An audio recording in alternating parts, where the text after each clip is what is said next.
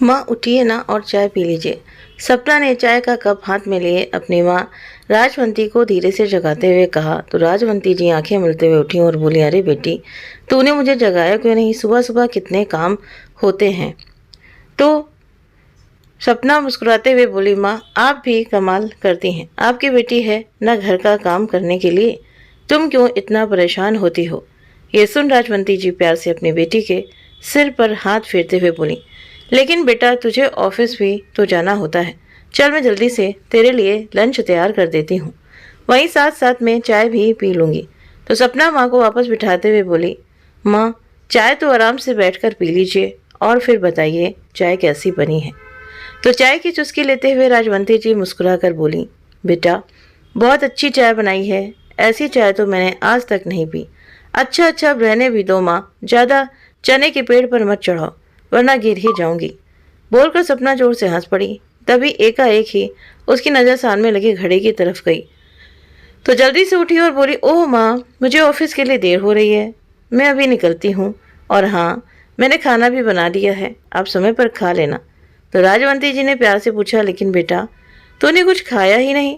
हाँ माँ मैंने खा भी लिया और साथ में ले भी लिया, अब मैं निकल रही हूँ, आप अपना ख्याल रखना। इतना कहकर सपना जल्दी से बैग उठाते हुए ऑफिस के लिए निकल गई और राजवंती जी प्यार भरी नज़रों से उसे जाते हुए देखती रहीं। ऑफिस में सपना काम में बहुत बिजी थी, लेकिन फिर भी उसने लंच करते वक्त अपनी माँ को फ़ोन लगा ही दिया कि एक बार पूछ लेती हूँ माँ ने खाना खाया है कि नहीं। जैसे ही उसने फ़ोन किया तो दूसरी तरफ से राजवंती जी खुश होते हुए बोली, अच्छा हुआ बेटी तूने फ़ोन कर दिया, वरना अभी मैं तुझे ही फ़ोन लगाने वाली थी।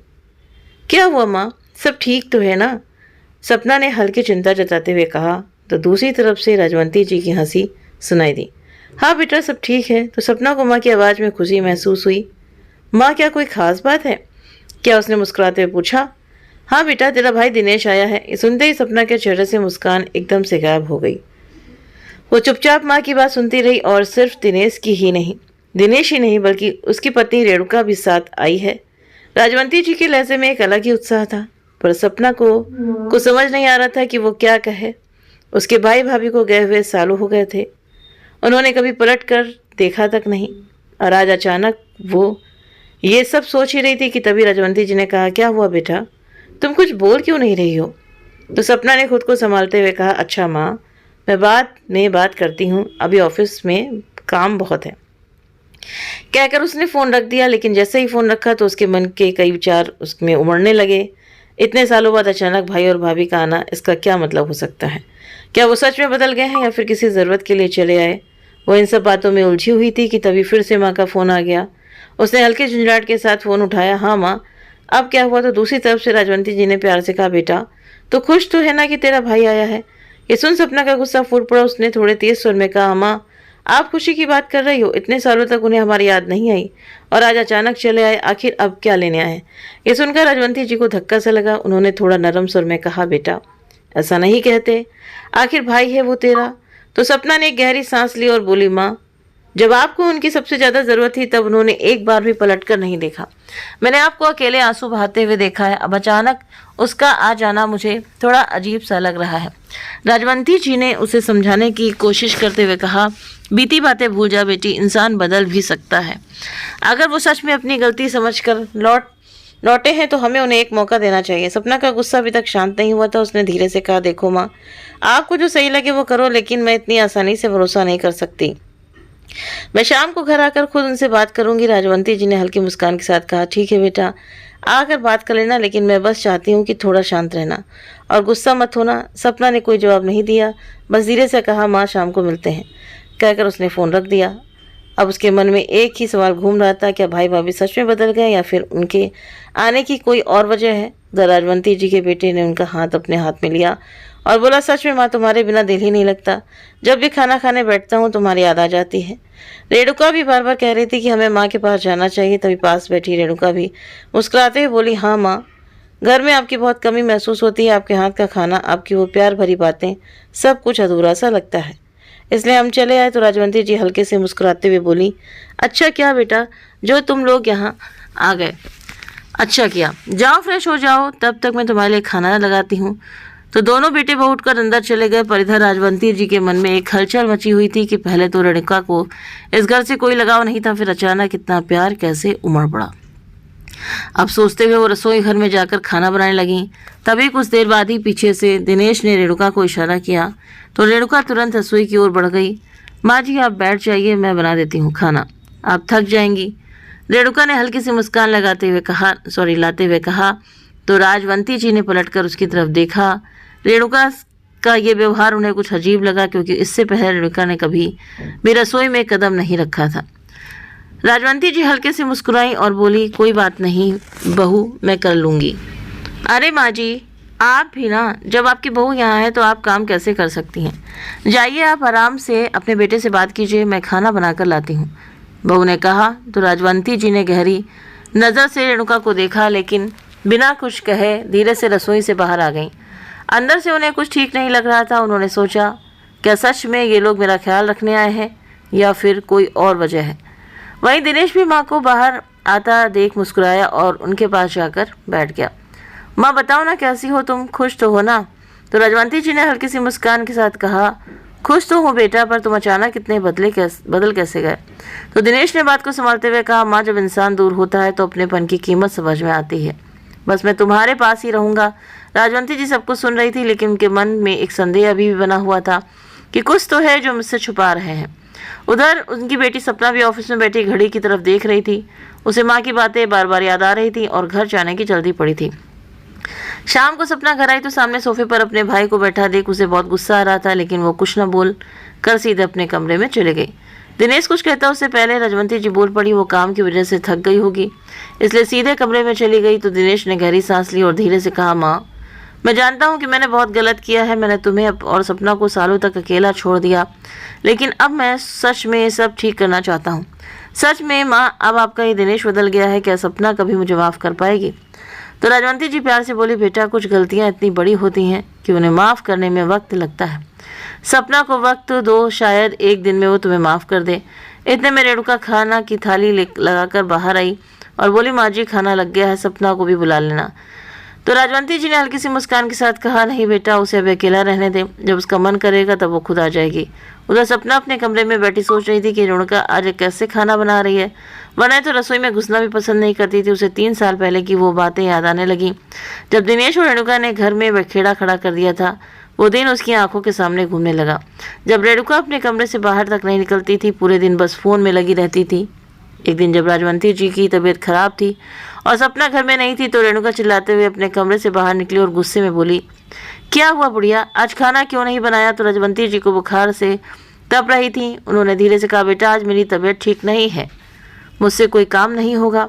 इतना सुनते ही रेणुका तंज कसते हुए बोली, देखो इनका नाटक, बेटी को कुछ करने ही नहीं देती, उसे तो भेज देती हैं इंस्टीट्यूट पढ़ने के लिए और खुद बुखार का बहाना बनाकर सोती रहती हैं। अच्छा तरीका निकाला है माँ बेटी ने काम ना करने का। वो गुस्से में बोलते जा रही थी, तभी सपना भी आ गई और रेणुका की बातें सुन ली और गुस्से में बोली, भाभी कुछ तो शर्म करो, माँ बीमार है, उनकी सेवा तो दूर, आप उनसे खाना बनाने के लिए कह रही हैं। रोज़ तो माँ ही खाना बनाती हैं, एक दिन अगर आप बना लेंगी तो क्या आफत आ जाएगी? इतना सुनते ही रेणुका चिल्लाते हुए बोली, बहुत जुबान चलती है तुम्हारी, मैं कोई नौकरानी नहीं हूँ जो तुम्हें खाना बनाकर खिलाऊंगी। हाँ तो भाभी माँ भी कोई नौकरानी नहीं है जो तुम्हें खाना बनाकर खिलाएंगी। सपना का इतना कहना हुआ कि रेणुका ने एक जोरदार तमाचा सपना के गाल पर जड़ दिया। सपना हक्की बक्की रह गई। राजवंती जी कुछ बोलती उससे पहले ही उनका बेटा दिनेश भी आ गया।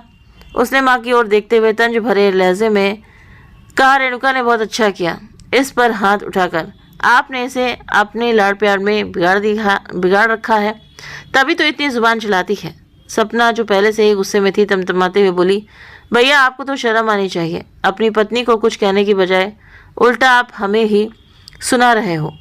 भाभी कोई काम नहीं करती, पूरा दिन माँ रसोई में लगी रहती हैं, आप तो शादी के बाद जोरों के गुलाम बन गए हो।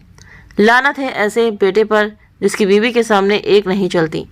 तो दिनेश गुस्से में आग बबूला होते हुए बोला, माँ समझा दो इसको, रेणुका ने तो सिर्फ एक थप्पड़ मारा है, लेकिन अगर इसने मुझसे ज़्यादा जुबान चलाई तो हाथ पैर दोनों तोड़कर रख दूंगा। फिर बैठे रह के घर में राजवंती जी ये सुनकर सन्न रह गईं। उन्हें उम्मीद भी नहीं थी कि उनका अपना बेटा अपनी बहन के लिए इतनी घटिया बातें कहेगा। तभी सपना ने ठोस आवाज़ में जवाब दिया, भैया मैं डरने वालों में से नहीं हूँ। अगर आज आपने या भाभी ने मुझ पर हाथ उठाने की गलती की तो मैं चुप नहीं बैठूंगी। और हाँ माँ को इस घर में नौकरानी समझने की गलती मत करना, नहीं तो मुझसे बुरा कोई नहीं होगा। सपना की बात सुनकर भी दिनेश और रेणुका को कोई फर्क नहीं पड़ा। दिनेश गुस्से में पैर पटकते हुए बाहर निकल गया और रेणुका तिरस्कार भरी नजरों से सपना को घूरते हुए अपने कमरे में चली गई। राजवंती जी की आंखों में आंसू बह निकले। सपना भी अपनी माँ के गले लगकर फूट फूट कर रोने लगी। अगले दिन सुबह होते ही दिनेश ने अपनी माँ के पास आकर कहा, माँ मैं रेणुका अब इस घर में नहीं रह सकते। इतना सुनते राजवंती जी का दिल बैठ गया। चाहे बेटा जैसा भी हो, लेकिन जब तक माँ के सामने रहता है तब तक उसके दिल को सुकून मिलता है, लेकिन जब वही बेटा घर छोड़कर जाने की बात करे तो माँ का दिल छलनी हो जाता है। बेटा ऐसा मत कहो, राजवंती जी कांपती आवाज में बोली। घर तुम्हारा ही है, तुम इसे छोड़कर कैसे जा सकते हो। लेकिन दिनेश का गुस्सा सातवें आसमान पर था। उसने सारा दोष सपना पर डालते हुए कहा, इस घर में अब चैन से रहना मुमकिन नहीं है। जब तक ये सपना यहाँ पर है तब तक शांति नहीं हो सकती, इसलिए हम ये घर छोड़कर जा रहे हैं। ये सुन सपना हैरानी से अपने भाई को देखने लगे, जिस भाई के लिए उसने हमेशा खुद को पीछे रखा। आज वही भाई उसका नाम लेकर घर से जाने की वजह बता रहा था। राजवंती जी ने बहुत समझाने की कोशिश की, लेकिन दिनेश ने उसकी एक न सुनी। बैग उठाया और रेणुका का हाथ पकड़कर दरवाजे की ओर बढ़ गया। अब राजवंती जी बेबस होकर उन्हें रोकने की कोशिश करती रहीं, लेकिन उन्होंने एक बार भी पलटकर नहीं देखा। दरवाजा बंद होते राजवंती जी की जैसे दुनिया ही उजड़ गई हो। उनका बेटा उनकी आंखों के सामने उन्हें अकेला छोड़कर चला गया था और कभी पलटकर वापस नहीं आया। आज इतने सालों बाद पता नहीं किस मकसद से यहाँ आया है। सपना भी इन पुरानी यादों में ही खोई हुई थी कि तभी राजवंती जी कमरे में आते हुए बोली, बेटा भूल जा पुरानी बातों को। वो दोनों इतने सालों बाद वापस आए हैं, चल आजा सब मिलकर साथ में खाना खाते हैं। सपना का बिल्कुल भी मन नहीं था, लेकिन फिर भी वो उठी और धीरे से बोली, आप चलिए माँ, मैं अभी आती हूँ। राजवंती जी के चेहरे पर हल्की सी मुस्कान आ गई। उन्होंने सपना के सिर पर हाथ फेरा और बाहर चली गईं। सपना जानती थी कि उसकी माँ दिनेश भी कि इस अचानक वापसी से बहुत खुश है। माँ की खुशी के लिए उसने पिछली बातों को भुला देना ही सही समझा। वो बाहर आई और उसने भाई से बोली, कैसे हो भैया, आज इतने सालों बाद कैसे याद आ गई। तो दिनेश ने सपना की तरफ देखते हुए कहा, अपनों की याद भी कोई पूछ कर आती है क्या? और वैसे भी तुम्हारी भाभी को माँ की बहुत याद आ रही थी, इसलिए हम आ गए। लेकिन तू फिक्र मत कर, अब तेरी भाभी पहले जैसी नहीं है, वो घर का सारा काम खुद करती हैं। और अभी दिनेश बोल ही रहा था कि तभी रेणुका खाना लेकर आ गई और मुस्कुराते हुए बोली, सपना आज मैंने तुम्हारी पसंद की खीर बनाई है। सपना ये सब देखकर हैरान थी, भैया और भाभी इतने बदल कैसे गए? क्या सच में समय ने सब कुछ बदल दिया है या इसके पीछे कोई और वजह है? उसे अपनी आंखों पर यकीन नहीं हो रहा था। सभी एक साथ बैठे थे। माहौल पहले की तरह तनावपूर्ण नहीं था, बल्कि अब उसमें हंसी मजाक की हल्की फुहारें घुलने लगी। अरे वाह भाभी, ये खीर तो सच में बहुत स्वादिष्ट बनी है, सपना ने रेणुका की तारीफ करते हुए कहा। तो रेणुका मुस्कुराई, सच कह रही हो सपना? हाँ भाभी, अब झूठ थोड़ी ना बोलूंगी, सपना हंसते हुए बोली। अब सपना ये मत कहना कि भाभी तुमने ये खीर कहीं से ऑर्डर की है, दिनेश ने मजाक में कहा और सब हंस पड़े। माहौल खुशनुमा हो गया था। राजवंती जी जो अब तक सबकी बातचीत सुन रही थी, वो धीरे से हाथ जोड़कर भगवान से प्रार्थना करने लगी हैं, हे भगवान, ये खुशियाँ हमेशा ऐसे ही बनाए रखना।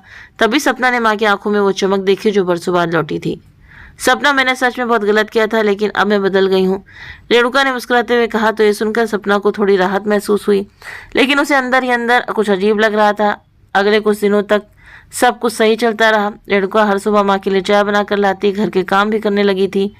माँ भी अब खुश रहने लगी थी। लेकिन फिर एक दिन सपना ने देखा कि दिनेश और रेणुका माँ से अकेले में कुछ बातें कर रहे थे। जैसे ही रेणुका वहाँ पहुंची तो दोनों चुप हो गए। सपना को अजीब लगा, लेकिन उसने उस समय कुछ नहीं कहा। अगले दिन रविवार को सपना की छुट्टी थी। दिनेश ने अचानक सपना की ओर 5,000 रुपये बढ़ाते हुए कहा, ये लो सपना। तो सपना हैरानी से उसकी तरफ देखते हुए बोली, ये पैसे किस लिए भैया? इससे पहले कि दिनेश कुछ कहता, रेणुका बीच में बोल पड़ी, अरे सपना रख लो ना, वरना वैसे भी हम यहाँ आकर तुम पर बोझ नहीं बनना चाहते। इन पैसों से घर के लिए कुछ ज़रूरी सामान ले आना, उसने थोड़ी चालाकी से कहा। और हाँ, तुम अकेले मत जाना, मैं भी तुम्हारे साथ चलूँगी। यहाँ का संडे मार्केट बहुत फेमस है, वहाँ से बढ़िया और सस्ता सामान मिल जाएगा। तो सपना ने हाँ में से हिला दिया। उसने पैसे तो ले लिए, लेकिन मन में एक अजीब सी बेचैनी थी। दिनेश भैया ने अचानक पैसे क्यों दिए और भाभी को घर के खर्चों की इतनी चिंता कब से होने लगी?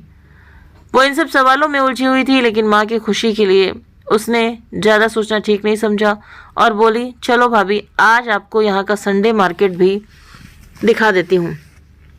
रेणुका और सपना घर से निकली और बाजार की ओर चल पड़ी। रास्ते में सपना गौर से देख रही थी कि रेणुका का स्वभाव काफी बदला हुआ लग रहा था। ना तो पहले जैसी अकड़ थी और ना ही वो चिड़चिड़ापन, बल्कि वो बड़े प्यार से बातें कर रही थी। सपना, मैं जानती हूँ कि तुम मुझ पर और दिनेश पर भरोसा नहीं कर पा रही हो, रेणुका ने अचानक कहा। तो सपना उसकी बात सुनकर चौंक गई। भाभी, ऐसा कुछ नहीं है, उसने खुद को संभालते हुए कहा। नहीं सपना, मैं समझ सकती हूँ, इतने सालों में हमने तुम्हें और माँ को बहुत दुख दिए हैं, लेकिन सच कहूँ मैं अब बदल गई हूँ। हम अब अपनी गलतियों का प्रायश्चित करना चाहते हैं। रेणुका की बातें सुनकर सपना थोड़ी देर के लिए सोच में पड़ गई। क्या सच में भाभी बदल गई हैं या ये सब सिर्फ एक नया नाटक है? बाजार पहुंचकर रेणुका ने राशन और घर का जरूरी सामान खरीदा। ये देखकर सपना को थोड़ी राहत भी महसूस हुई कि कम से कम वो घर के खर्चों में सहयोग कर रहे हैं। लेकिन तभी सपना ने नोटिस किया कि रेणुका का ध्यान बार बार अपने फ़ोन पर जा रहा था। वो किसी से मैसेज पर बात कर रही थी और इधर उधर देख रही थी, जैसे किसी का इंतजार कर रही हो। तभी अचानक रेणुका ने सपना से कहा, सपना तुम थोड़ी देर यहीं रुको, मैं बस 2 मिनट में आती हूँ। कहाँ जा रही हो भाभी? सपना ने तुरंत पूछा। बस एक पुरानी सहेली से मिलना है, यहीं पास में है, बस 2 मिनट में आई, बोलकर रेणुका जल्दी से बाजार की एक गली में चली गई। सपना को अब और भी ज्यादा शक होने लगा। वो रेणुका का पीछा करने लगी। एक कोने पर पहुंचते ही उसने देखा कि रेणुका किसी आदमी से बातें कर रही थी। वो आदमी रेणुका को कुछ पेपर दे रहा था और रेणुका ने पर्स में से कुछ पैसे निकालकर उसको दे दिए।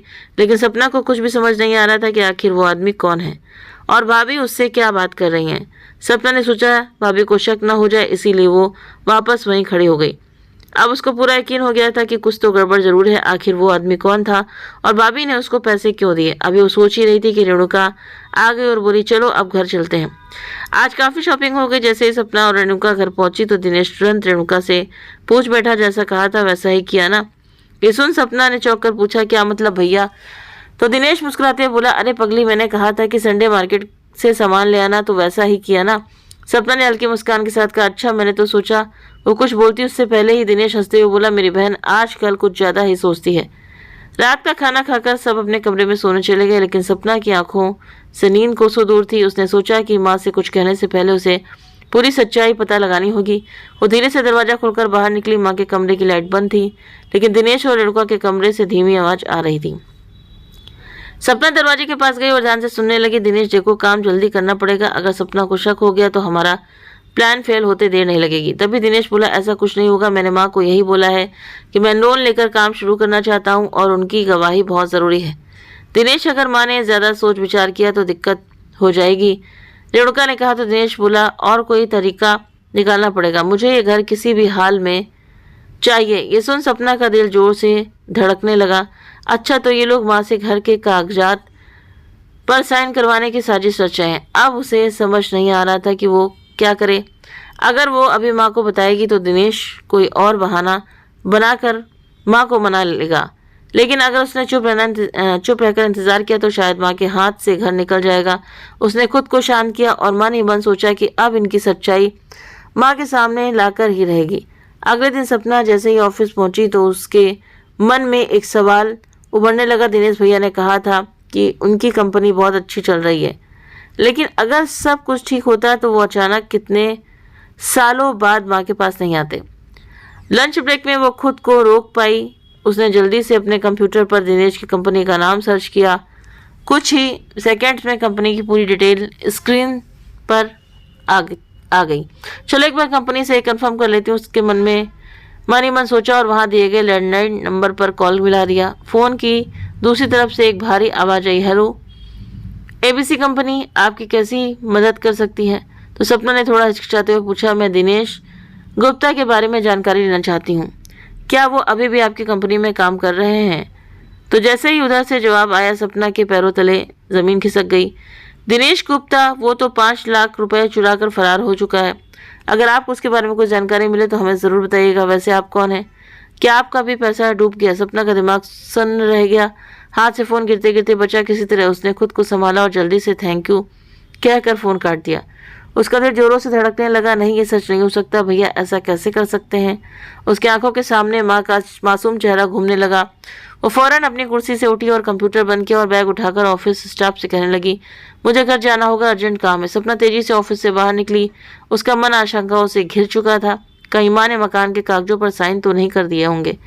नहीं, मुझे जल्दी घर पहुंचना होगा। उसके कदम खुद ब खुद तेज हो गए। जैसे ही सपना घर पहुंची, घर में एक अजीब सी शांति थी।